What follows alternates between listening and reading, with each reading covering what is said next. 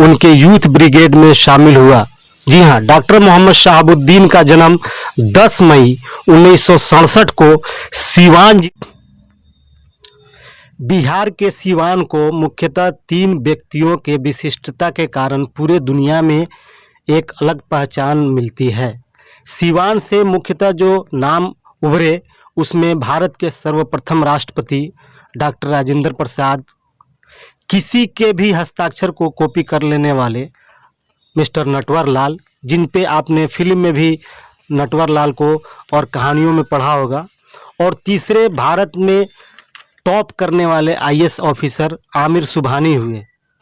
लेकिन इन तीनों नामों के अलावा एक जो नाम 3 दशक से सुर्खियों में हमेशा न्यूज़पेपर में, अखबार में, टीवी में जो देखने को मिला, वो रहा डॉक्टर मोहम्मद शहाबुद्दीन का।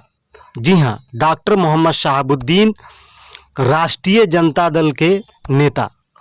जी हाँ, 1990 के दशक में जब बिहार की राजनीति में लालू प्रसाद यादव का उद्बोधन हो रहा था, जब लालू प्रसाद यादव धीरे धीरे बिहार की राजनीति पे काबिज हो रहे थे, तो उनके राजनीति से प्रेरित होके एक युवा डॉक्टर मोहम्मद शहाबुद्दीन उनके यूथ ब्रिगेड में शामिल हुआ।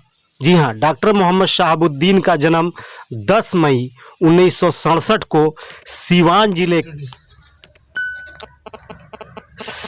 जिले के प्रतापपुर में हुआ था।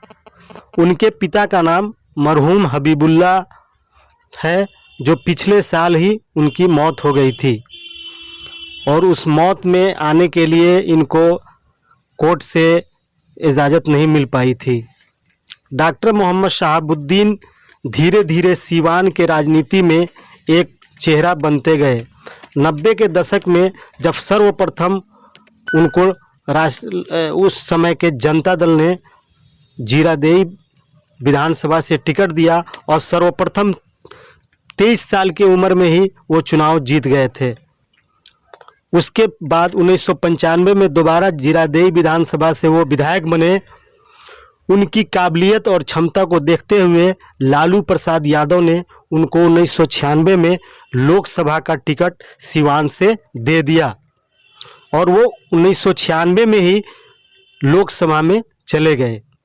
बाद के वर्षों में जब जनता दल से टूट के लालू प्रसाद यादव ने राष्ट्रीय जनता दल बनाया 1997 में, तब ये लालू प्रसाद यादव के विश्वास पात्र में शामिल हो गए और राष्ट्रीय जनता दल का झंडा इन्होंने बुलंद कर लिया।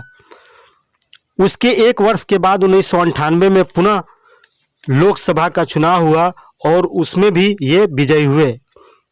फिर 1999 और 2004 में ये जेल से चुनाव जीते।